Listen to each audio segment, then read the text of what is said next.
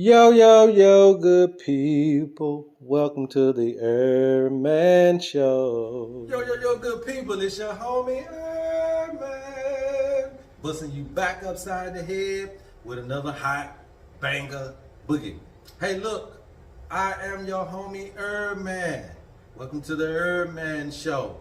If you're new to the program, welcome. Go ahead and hit that logo right at the bottom of your screen right there.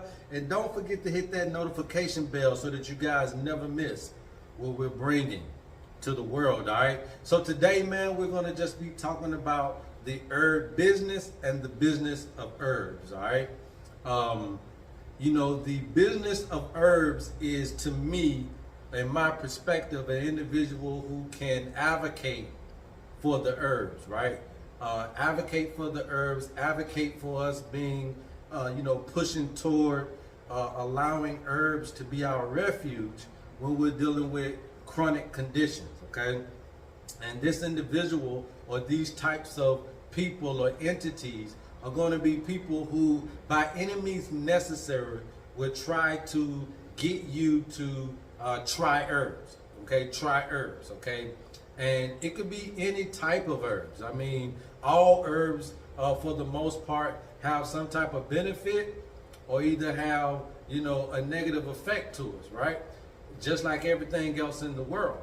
But when we're looking at regions of the world and the actual herbs that are conducive to health, then Chinese herbs are good, the Ayurvedic herbs are good, the African herbs are good, as well as the Western herbs are good, right? So you can just have at it, whichever ones you want to try. The Central American herbs are good.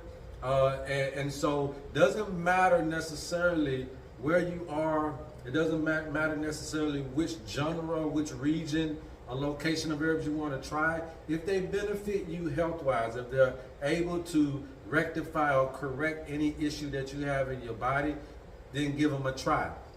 And most entities that have these collection of herbs, or even just people who are just dealing with, a select group of herbs, their job is to just allow you all of the information that is necessary for you to try herbs, okay? And these are going to be people who are in the business of herbs, okay? The business of herbs.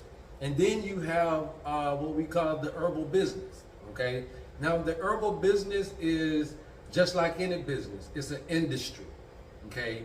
And for a lot of us who are looking at health in a particular manner, we could be looking at jumping into it for the herbal business side of things, okay?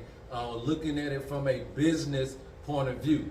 And when you look at the herbal business from a business point of view, or when you look at the herbal kingdom from a business point of view, it could really mean detriment to the herbs themselves, okay? Because the mandate then goes up because you need these herbs so that you can make a dollar. And then that's when we start to get into over harvesting. That's when we start to get into cultivating. That's when we start to get into having endangered plant species, okay? And that's not going to be good for nobody here on planet Earth. Okay, so the herbal business is not necessarily good for us as humanity. And a lot of people are wanting to be into this particular business, not to advocate for herbs, but just to make a quick buck. And so we have to know the differences. And I'm not saying that you as an individual who want to try herbs need to know this. I'm talking about those who want to be in the business of being an herbalist, or be in the business of being a facilitator of herbs, or helping people get the service from herbs. Whether you're a naturopathic, homeopathic, all of these other type of things that utilizes herbs as your particular means of well-being and profit.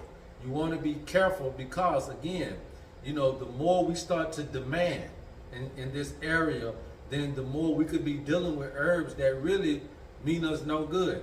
Because when you start to mass produce herbs, and when you start to, grow herbs in some of the most heinous type of ways, then it really reduces the efficacy of the herbs. It reduces the vitalization of the herb. It reduces the healing properties of the herbs, and it reduces the constituents of the herbs. Now that will in return come back to hunt us in the end. So you want to look for people who are just in the business of herbs, right? In the business of advocating for you to try these herbs and what herbs actually can do. And so when you're in the business of herbs, you may see that you'll find yourself gardening your own herbs. You'll see yourself growing your own herbs. You'll see yourself, being able to go out and forage for herbs in the forest and all these types of stuff.